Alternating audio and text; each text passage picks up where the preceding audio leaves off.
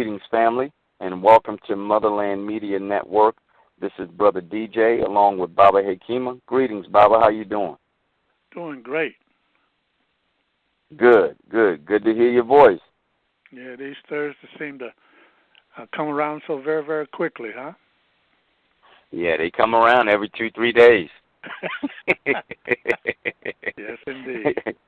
Yeah, they do. They do come around quick, and but the good thing is we're always prepared for them, so it's all good. It's definitely all good because we have an opportunity to talk, to converse, and dialogue with family. So again, welcome to the family. Those of you who are listening in online, greetings, and thank you for taking time out of your busy schedule. For those of you who are calling in on the call-in side, we definitely thank you for joining us. And so for those of you who are listening in via internet to take part in the conversation, give us a call at 646-716-5682. That's 646-716-5682. Before we go into our discussion tonight or this evening, Baba Hakeem, I do want to kind of lay out the context for today's discussion. And just take some time to explain to those who are listening for the first time what to expect, how the call is going to go, the format, and how is it that they have an opportunity to participate. The call will be in two parts. The first hour from 9 to 10 will be primarily a discussion with myself and Baba Hekima about the various aspects of cooperative economics, but more specifically, Usliftingus Economic Development Cooperative. We'll go into a little bit of detail about the cooperative structure of the organization, the goals and objectives, and really what it's designed to do for the benefit of African people worldwide. The second half of the discussion from 10 to 11 is what we call our training and orientation, where we go through our Usliftingus 10-point appeal and plan for the new black economy. And so in the second hour, we'll read through all 10 of our points, but our focus tonight will be on point number 5 in our 10 points. So we'll have a lively discussion with our vice president and our secretary on point number 5 of our 10-point appeal and plan.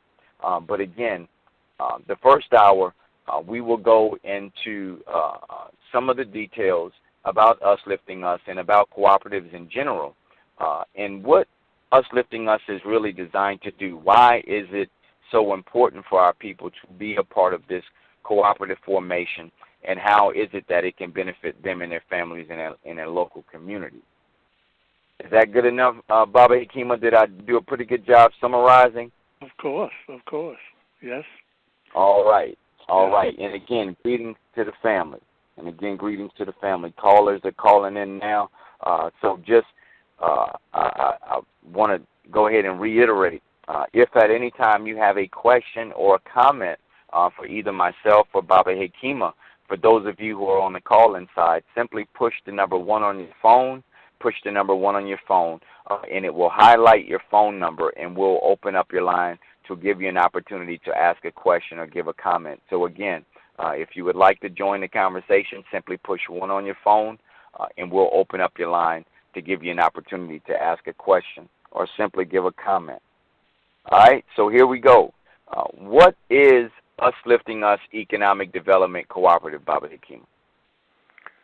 Well, Usliftingus is a business, first of all, cooperatively owned, group run, and we say that Usliftingus is a tool of African liberation. So it's a part of our movement to gain power, to throw off the yokes of domination and exploitation by various forces in the world. Now, as a business, it's a limited liability company that is structured for group ownership and group management, group control, an LLC, a limited liability company. And, of course, we exist for the purpose of putting in place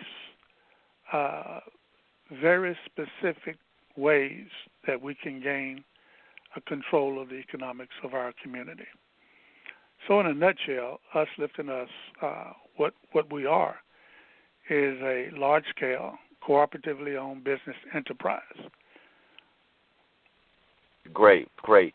And how did this limited liability company come about? When was it founded, and what was the premise of it coming into existence?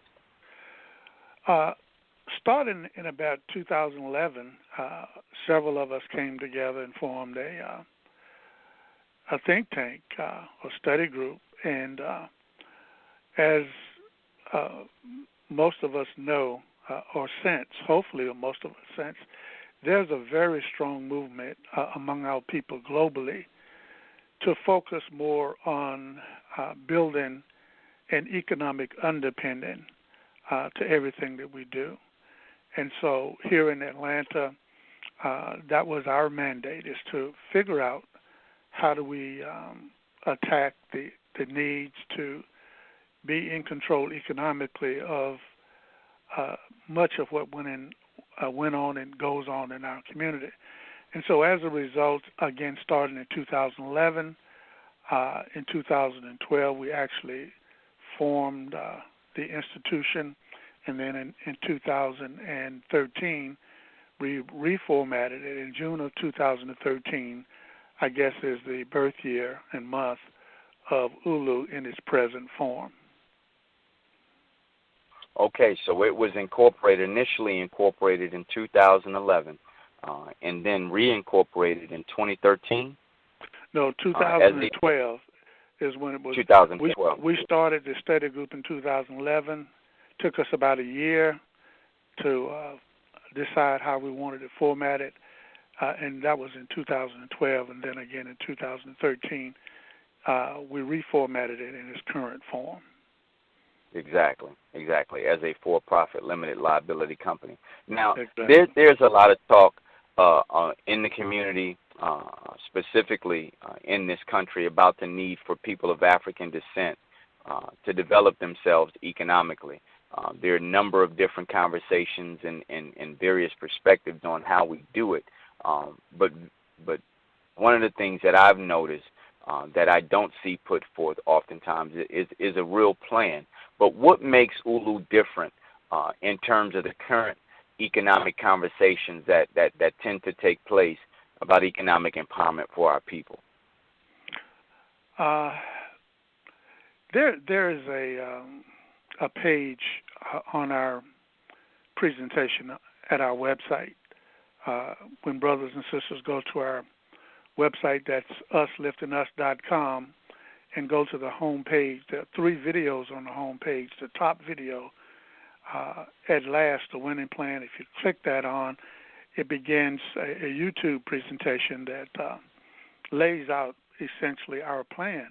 But there's a particularly useful page there, and it uses an acronym. It's DAM, D-A-M, or Decisive Action with Money. Overall, in terms of our efforts in this country, the focus generally is on entrepreneurship and business ownership, and of course there is financial literacy that is also a part of that. And the effort and the struggle and the movement, for the most part, is us forming businesses, strengthening those businesses, and supporting those businesses in all the ways that we can and we should. What ULU is offering is something in addition to that. We think that there is a need for a radically different component or element to our economic empowerment efforts, and we dub that cooperative economics from the ULU perspective. Group-owned, cooperatively, and for-profit. And so what ULU brings to the table, differently than any formation that we know of, is that the businesses that we start or co-op, in other words, they're owned by a collective, a large collective, hundreds and thousands of people who own them together. Each of the businesses are structured as worker-controlled environments, and the businesses, in addition to providing needed goods and services, employment, stimulating the local economy, also are for-profit business enterprises that contribute to the community, a nonprofit in that community, and also contribute to the as a direct return to ULU members who are also owners. And so the essence of how I would answer your question is that the bucket that ULU is building is very large. And in addition to small businesses, we envision ULU owning and controlling from a collective framework very large businesses, manufacturing concerns, distribution concerns, communications concerns. And so the question that most of us ask is, how do we harness and redirect some of that money that flows through our fingers that we seem not to be able to grab a hold of? And we can go into this in greater detail. But ULU has a specific, or should I say an exact method for how we capture and redirect those resources and use them to build anchor institutions in our community that strengthen us not only economically, but politically and culturally as well. Great. Well, you were actually getting ready to provide the perfect segue to the next question, because there's, always conversation or talk around the more than $1 trillion that flows through our hands every year in this country collectively. And we know we have to do a better job with those funds or with those resources. But how does ULU, what does ULU intend to do to really rein in, so to speak, that more than $1 trillion, and what is it intending to do with those resources once they're sufficiently harnessed? Exactly. What we do, and this is different, what we do is build businesses that are all on a string. In other words, they're connected. And they're owned by the same group.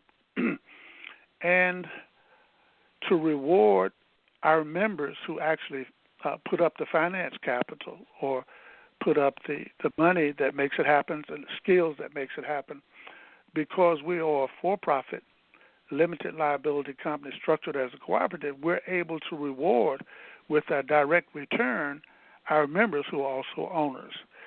So what we are able to do with the ULU model is, with our businesses, capture some of the revenue that otherwise would flow beyond us. And because those businesses are owned by us, and because we have a goal or an objective of economic empowerment for our whole people, then we use those resources to build other institutions, to build other businesses, to support charities and endowment in our community, to create jobs, and to, again, reward our members who are also owners, so that we're keeping the dollars, so to speak, and the other yields within the family with a desire and with a design to grow it. And then we will also create institutions in between that will be common institutions that would do research, group buy-in, other things, insurance, other things that would help all of the businesses in our network or within our portfolio succeed. But we'll also develop strategic partnerships and alliances and other arrangements with already existing businesses and institutions in our community that do not come under the ULU umbrella.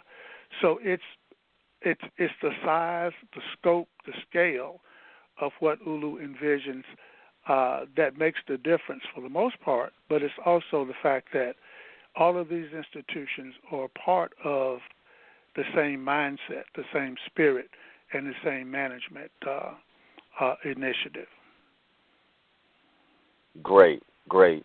And before we get too far off, I guess, into the nuts and bolts, I did want to ask you just, more so for people who are listening in for the first time and may not be familiar with cooperatives, what are cooperatives and how is that any different than the current economic landscape that we operate in? In some ways it's not different, but in other ways it is different. It is a business. Okay. Usually we think about sole proprietorships as a business form. We think of partnerships as a business form. We think of cooperations. I'm thinking co-op and cooperations, but cooperations as a business form, and as a business form, co-ops generally seek a social benefit as the primary objective. The objective in co-ops is generally not hyper profits. And the same thing is true with ULU, even though we are a for-profit limited liability company, but that's not our primary motive. And so co-ops are also structured and ran one member, one vote. In other words, most businesses have a hierarchy. There's a boss and workers. There may be middle management. But in a co-op environment, everyone is on an equal footing, one member, one vote, and the process is democratic. And co-ops can grow into the thousands, tens of thousands, and in fact into the millions in terms of members. So the primary difference is that it's a democratic structure. It exists for a social good as opposed to hyper profits as the primary motive, and it's run democratically. Okay. And just as a point of clarity, are co-ops limited in size and scale? Are there any examples of cooperative formations that are actually, functioning on a large scale in terms of business? As an example, for us as prospective and current ULU members? Yeah, co-ops run the gamut. They're billion-dollar companies that are co-ops in this country and anywhere in the world. I often say that there are co-ops that run railroads and there are other co-ops that run cemeteries. So there's nothing that you cannot accomplish through a cooperative structure. And it can be very competitive in the global market space or marketplace. And so usually, in our experience, co-ops are small. We have a co-op here in Atlanta. That's a food co-op. It's 3,000 plus members. But that's relatively small compared to some of the other co-ops in the country and in the world. So what are some of the examples of large-scale cooperative formations that are in existence today? Whoa, you tested me now. I should have made notes of these. Of course, we refer to the Mondragon out of Spain. And definitely. There's even larger ones in the UK and in Italy, but there are co-ops here in America. Ask me next week, and I'll tell you the names of them. Land O'Lakes, right, which is a food, Surefine, that's not known in this part of the country, but from the Midwest, they're a food cooperative as well, with canned goods in most of the grocery stores. They are a large company. And you may have notes for some of those. I didn't really make notes of the names of them. But some companies that we're familiar with and are ubiquitous in the culture, and we know about them. Some of them are organized as co-ops as well. Yeah, now, and I definitely wanted you to speak to the whole Mondragon phenomenon, because I think that serves as one of the best examples that we can give in terms of ULU members to Right. give our members and prospective members a sense of size and scale. But there's also a co-op that I just found out not too long ago, company called REI, AREI.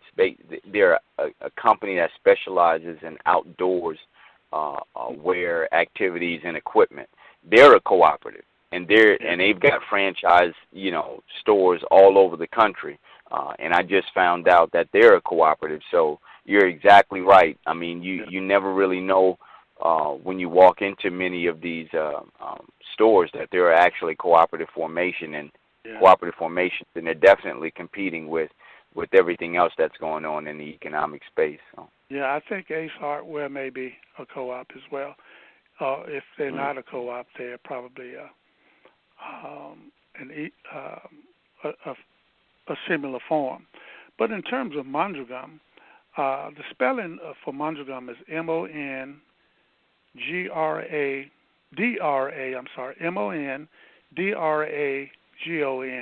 Mondragon, Mondragon. Very successful co-op in the Basque region of Spain, in excess of 100,000 workers,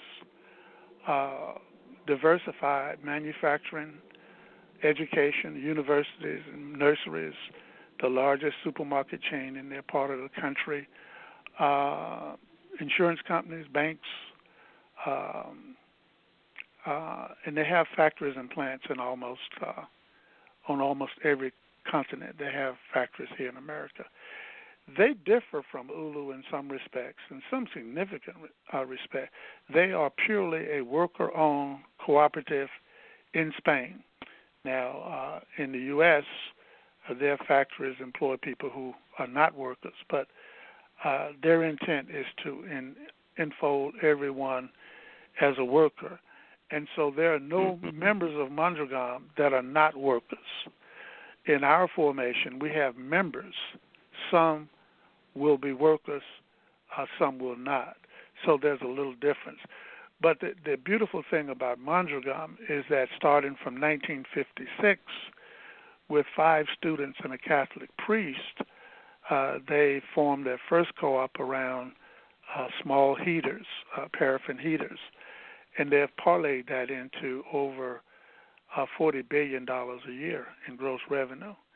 And again, there are other co-ops in Italy and Spain that are in fact bigger in terms of numbers. I'm not sure that the revenue is any bigger than Mondragon. But Canada, a hotbed for co-ops, and all around the country, in the U.S., there are smaller co-ops. But what ULU does is use that particular business model as a part of a movement of economic empowerment so that hundreds of organizations and institutions and individuals can participate. As a matter of fact, thousands can, or tens of thousands can, participate in building economic institutions that capture revenue that would be flowing through our hands and that enrich, I shouldn't use that word, that provide a benefit for those organizations and individuals as a part of the mix. And so we're using cooperative economics, again, as a tool of empowerment for our community overall. And all of ULU businesses will provide a local community benefit, even for institutions that may not be a part of ULU proper. Great. And I do want to give our callers an opportunity to chime in, to provide dialogue and feedback. If you have a question or a comment, go ahead and press 1 on your phone. Press the number 1 on your phone, and we'll see your number highlighted. And again, we'll open up your line for a question and or comment. Again, if you have a question for either myself or Baba Hekima, go ahead and press the number 1 on your phone, and we'll open up your line for a question or a comment. And for those of you who are listening in over the Internet, if you would like to join the conversation, give us a call at 646-716-5682. That's 646-716-5682. We do have a question from one of the callers on the line, Baba Hekima. We'll go ahead and open up the caller's line before we go to our next series of questions. 3347. Your line is open. Please state your name and where you're calling from. Yes, greetings, Baba Hekima. This is Baba Yoga Bay out of Atlanta, Georgia. There you go. How you doing? Doing well. Good hearing your voice. Good to hear yours as well. One of my questions and one of my thoughts as I was listening, it sounds as if Ulu is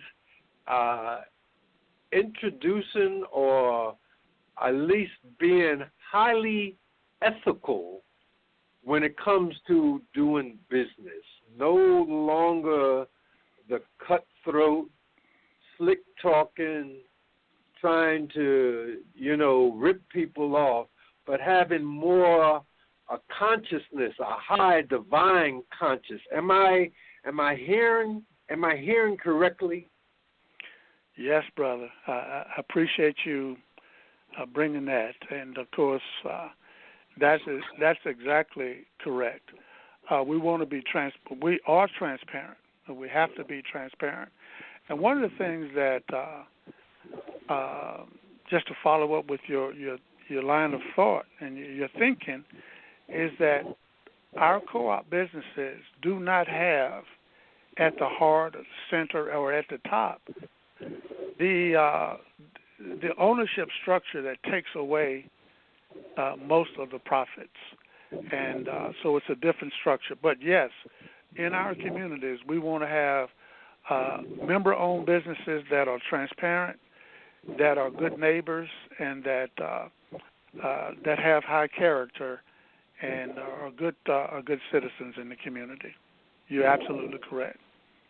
Wonderful.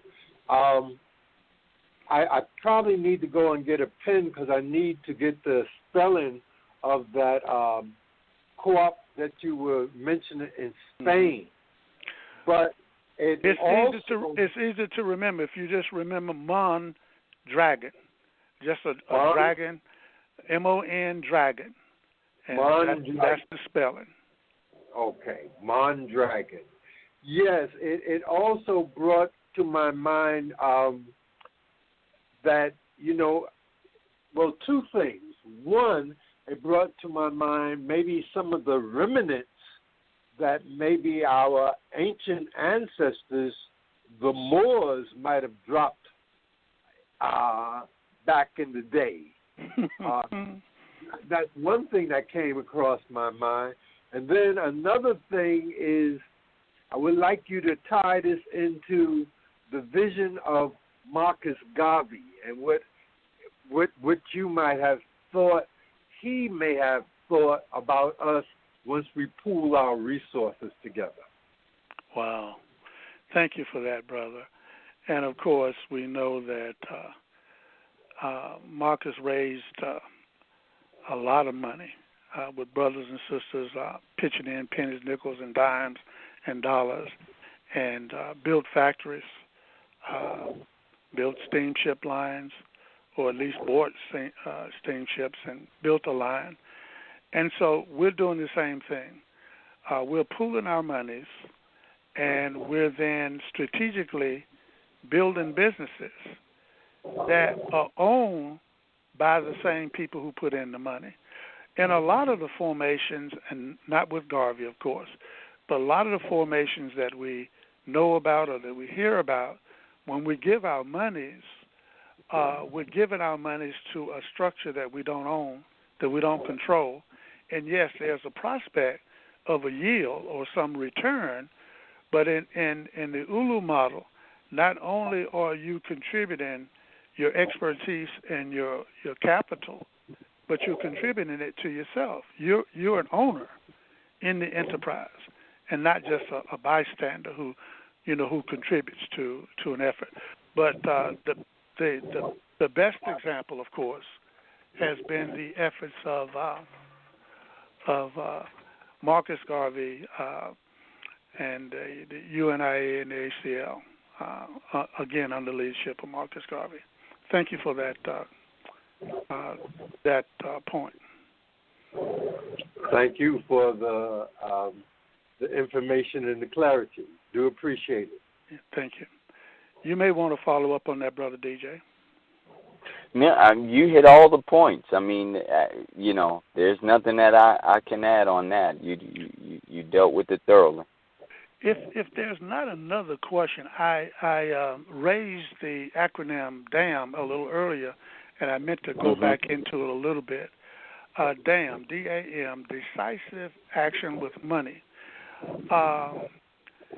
There's an animal in nature that creates dams, the beaver. Right. In his territory, there's usually water flowing through. But not only the beaver does it, but humans do it as well. Water as a resource, and when that resource is needed in greater abundance than would otherwise be available, then the beaver and mankind, humankind, builds a dam. And the reason they do that is so that they slow or stem the flow of that valuable resources and bank it in a reservoir, and they're better able to make use of it. And so what ULU is doing is using a membership structure to pool our resources and then to build businesses. And essentially we're building a reservoir, a dam, and we're keeping those dollars circulating within that reservoir and building more institutions and building more institutions. Of course, revenue always flows. I mean, you may dam it up for a while, but it'll continue to flow into the broader economy. But what we are able to do with this business model is slow the flow in our communities and to have it circulate and aggregate with other resources so that we build a reservoir that we can then build institutions. So that acronym is DAM, or decisive action with money. Great, and appreciate you providing that clarity or that additional clarity for those who are listening in on a call, mainly for the first time. We do have another caller on standby, Baba Hikima, I'd like to go to at this time. We've got 6093. Caller, please state your name and where you're calling from. Your line is open. Yes, this is Nanana, and I'm from Denver, Colorado, and I have a guest here with me, Sister Madeira Rogers from New Orleans. Beautiful. Greetings to the both of you. Thank you. Yeah, and the question that I have, Baba Hikima, is concerning the educational component of ULU. That was mentioned a little bit earlier, that one of the things that ULU will be providing is education around the whole concept of co-opting and how to develop those, set them up, make them work. Can you speak a little bit more to that, please? Yes, and thank you for the question. In two ways, from 10 o'clock Eastern Standard Time to 11 o'clock every Thursday evening, Sister Shay and Brother Kimbizi will be going through the 10-point appeal and plan. And every week we'll cover 1 point. And some of the education will take place there. Also, we're forming UBCs, ULU-based collectives of brothers and sisters who are ULU members in a local area. And those brothers and sisters, some of them are already coming together on a regular basis and face-to-face helping each other understand co-ops and co-op culture and providing information that ULU can use to help make decisions about business locations in those local communities. But if there are sisters and brothers or members who want specific information, we can help do that as well. But yes, there's ongoing information in our back office for ULU members. There's quite a bit on cooperatives, the terminology, the structures, and so we intend to help our members understand cooperative culture overall, but in a hands-on way to actually help them build cooperative businesses in their local community. Now, of course, every business that ULU will ever engage in and ever own will be a cooperative. And brothers and sisters in the local community are going to be involved in that hands-on. And some of them are going to be workers. Some of those workers are going to be managers. And, of course, all of us are going to be consumers and supporters of that business. And so we'll have a hands-on experience as well as education. So tonight, after this call, we'll be going over point 5 of our 10-point appeal and plan, and some of that will deal with co-op culture. Okay, thank you. Thank you. Thank you for the question, Sister Nanana. Thank you so much.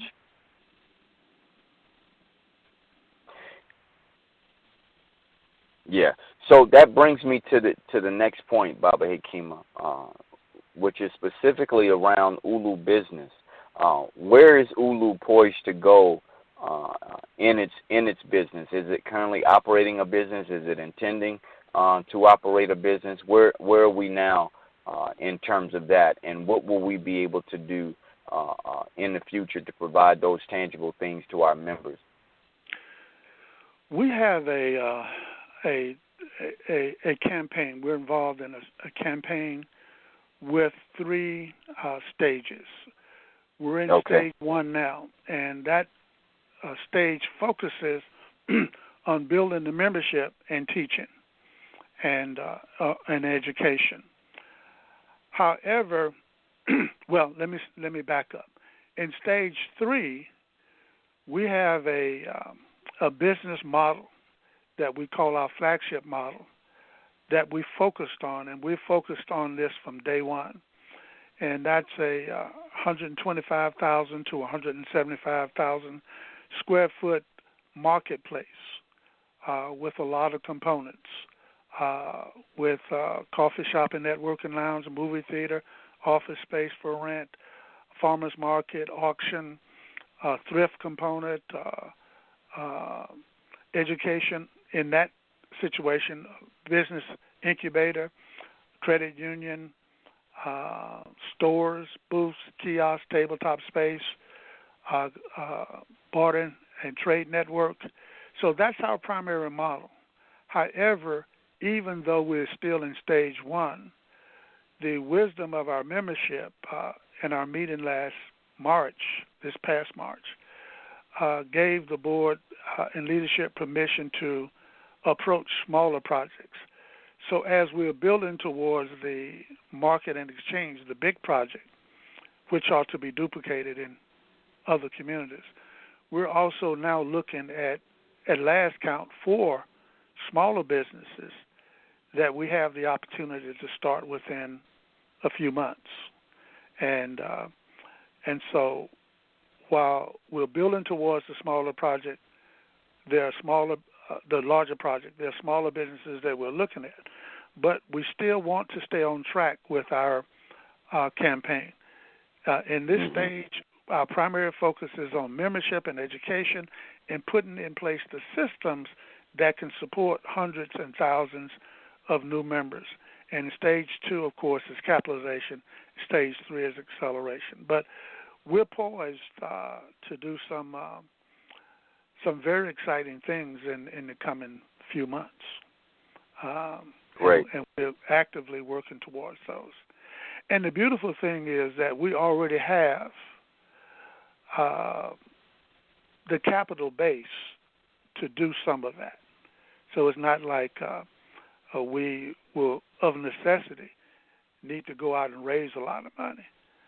Even though we're not in stage 2 for capitalization, some of our members have already begun to purchase capital units. And so we're further down the track than we thought we would have been, because we have not encouraged our members to purchase capital units or to make investments into the projects. But some of our members knew the broad plans and have, even when they have not been pressured, so to speak, they have already begun to put capital in place that will allow us to approach some of these projects. As soon as the projects are evaluated and we know that they're sound and they fit the ULU model, we almost we will be ready to pull the trigger as soon as everything lines up. Great. I'm going to ask another question, but before you answer, I'm going to go into the guest number, call-in number as well, to provide another opportunity for our listeners to call in. But with that being said, about the business of ULU and the Us Lifting Us Market and Exchange, or ULU Mark for short, what are some of the advantages that ULU has by incorporating as an LLC, and where are we in terms of membership and member and where our members are geographically? Well, ULU members are not required to be U.S. citizens, and that gives us a great advantage, because we can have projects anywhere in the world, and at the base of those projects can be ULU members who are native to that community. So we currently have the vast majority of our members are in the United States, of course. We have members in Canada, we have members in the UK, we have members in Bermuda, and we have members in Haiti. But again, we're formatted so that we can have members throughout the world. When we talk about vertical integration or black hands to black hands, we want to be involved in commerce in such a way that, unlike Mondragon, we talked about earlier, they have plants in America, but they really don't want American workers to be involved in their co-op. And we can talk about that later. I'm not sure we have all the answers to that, but that's their conundrum. That's their conflict. But we want to have Africans throughout the planet be ULU members and be the workers and owners of ULU businesses wherever they are. So we're into the hundreds of members now, but moving towards membership in the thousands. Great. And what does membership consist of? I mean, we've been talking about membership in Us Lifting Us from the very beginning of the call, but I think it's time now for us to really nail it down. What does it take to become a member of Us Lifting Us? Well, first of all, familiarize yourself with our offer to the community, and if you agree with that, and you're a person of African descent, click join on our website and fill out the form. If you don't feel like filling out the form online, you can print one out, fill it out, put it in the mail, along with $50, your first year's membership fee. You can pay that online, or you can send a check or money order. And when that's approved, and we will interview you before we approve it, when it's approved, then that person becomes a partner in a limited liability company, not a junior partner, but a full partner with voting rights, voting to elect a board of directors, voting to approve and ratify changes in the basic documents. And so membership is $50 a year. The first year's $50 counts as an administrative fee. The second year and every year thereafter is a contribution to your capital account. In other words, it's equity in the company. Now, members and only members can acquire equity in the company, and it's usually done through acquiring a unit right out, but you can bill incrementally. A unit of ownership in ULU is $1,000. And right now there is no limit to the number of units that a person can acquire.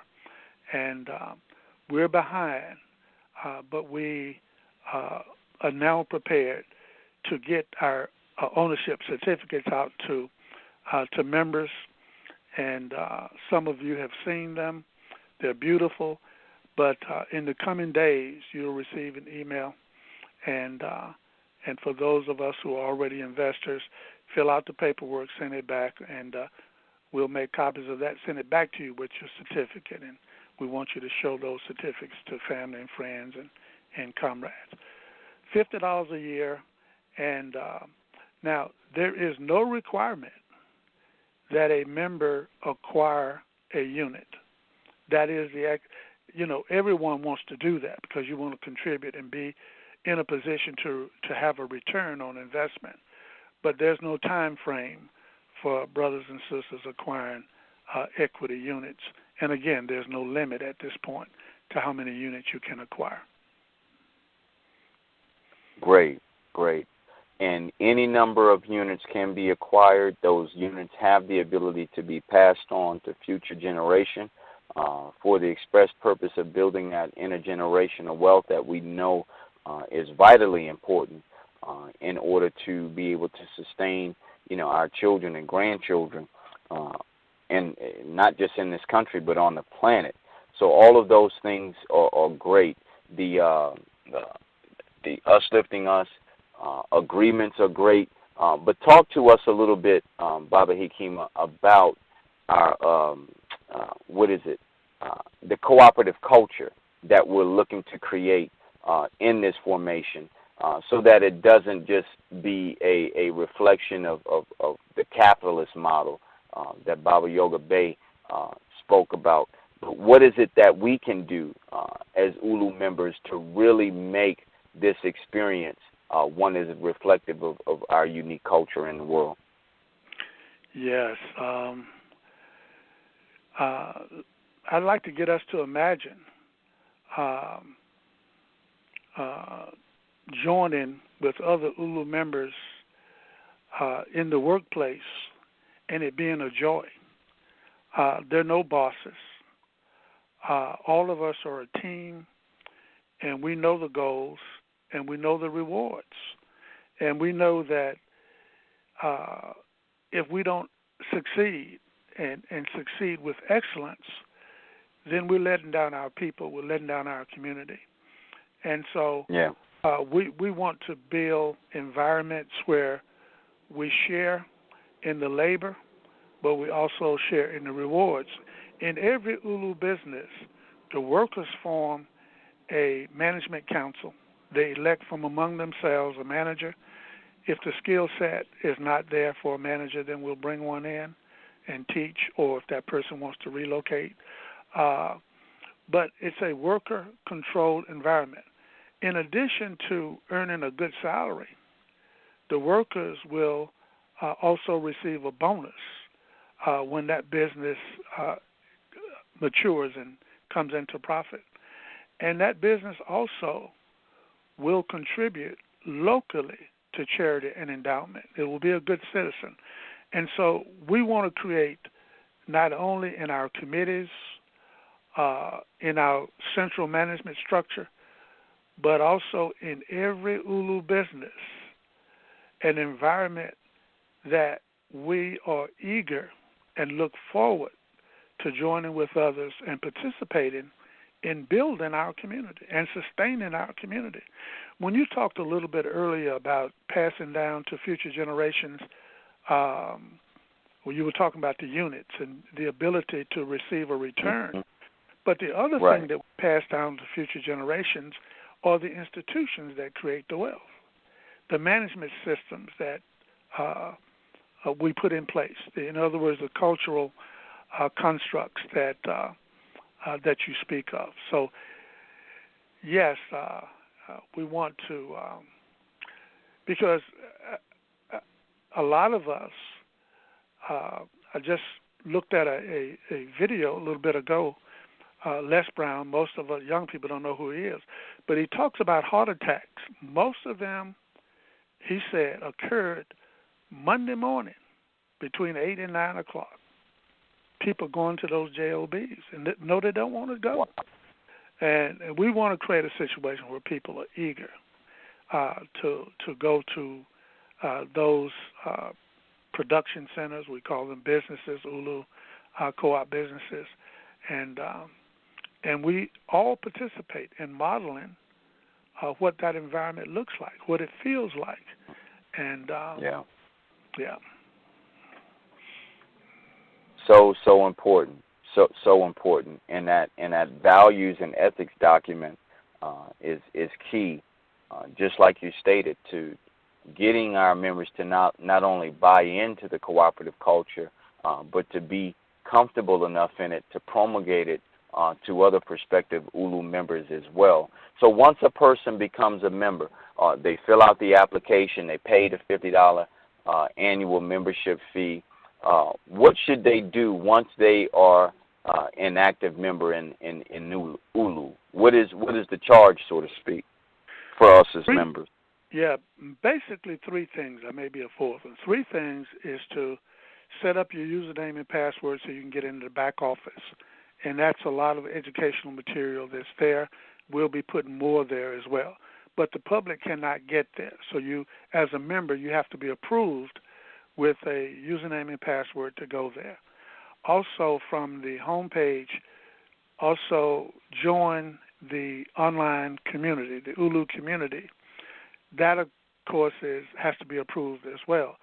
But each member should spend some time and build their own page in the ULU community. If you're in business for yourself, if you have a hobby or a passion that you want to share with other ULU members, you build out your page with videos, photos, blogs. You know, it's your page. So, and there's no additional cost. And so we want that to occur.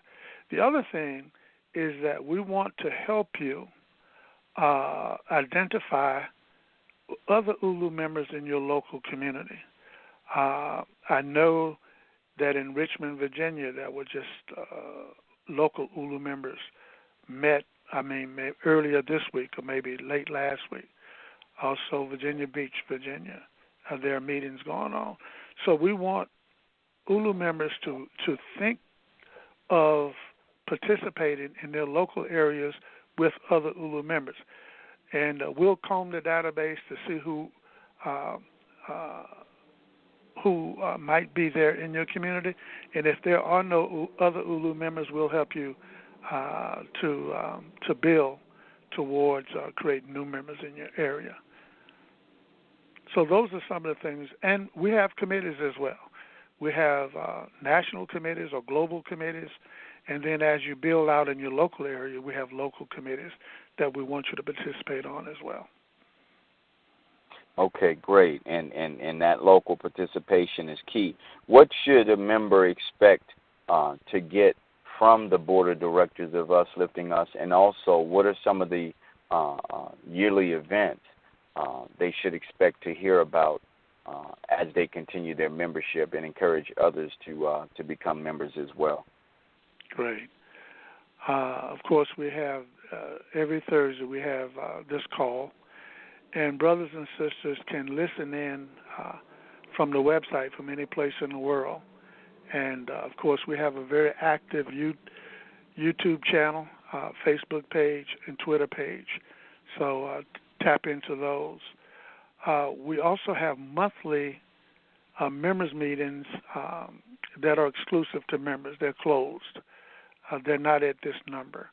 And this coming Sunday at 6 p.m. Eastern Standard Time is the third Sunday and a members-only call. We have events from time to time. Usually we have an ongoing event in December, Kwanzaa event. We have an upcoming event, the Malcolm X Festival in Atlanta. We also have events coming up in Richmond that some of our members are going to participate in. And we have an events calendar on our website, and we want members to help us keep up with the events, and we can post those events on our calendar so that we're exposed to them. But the main event, of course, is in March, our annual meeting and our Ujamaa Power Summit. And that's a 2-day event. The main day, of course, is Saturday with a members-only meeting in the morning and then a public event in the afternoon and early evening where we expose many organizations or institutions that's involved in cooperative economics from many perspectives. So I may have missed something, DJ, and but those are the events that we host, and our desire is that we'll have many, many more local events. Definitely. Yes. Yeah, and you know, with that being said, our members have a tremendous opportunity to make a serious impact on not only the cooperative itself, but on the minds and hearts of our people in their local community.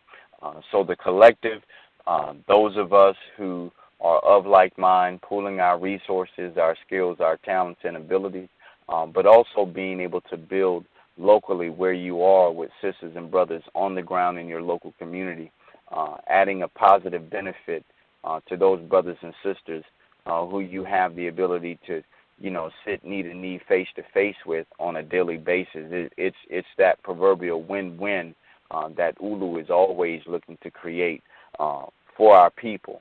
Is there anything you want to add before we take a short break and go into the second half of our program? Any closing words, Baba Hekima? Thank you. It's been a great time. I do. I mean, I don't want to minimize the question of what's in it for me. And I think we have to answer that question straight up. Now, I mentioned a little earlier that the Mondragon Cooperative in Spain, they do about $40 billion a year in gross revenue. I don't have the numbers, but let's say that 1% of that $40 billion was profit sharing that was going back to their members as a direct return on investment. Now, of course, all of their members have nice paying jobs, but on top of that, they profit more than 1%. But let's say that 1% of that went back to their 100,000 workers. For someone, you know, later on, just do the math. And we will be in a similar situation in terms of answering the question, what's in it for me, in terms of a direct return to our member owners as well. So I'll just add that and and look forward to the next hour. Great dialogue, great conversation, excellent question from our callers. And again, thank you, Baba Hekima, for a very informative discussion. We're going to go ahead and take a short break. We'll take a 3-minute break. We'll play a song, and then when we come back, we'll be joined by our Vice President, Sister Shanieri Norman, along with our Secretary, Baba Kimbizi Merritt, and they will continue the conversation around our Us Lifting Us 10-point appeal and plan for the new black economy. So stand by, family. We'll be back in a moment.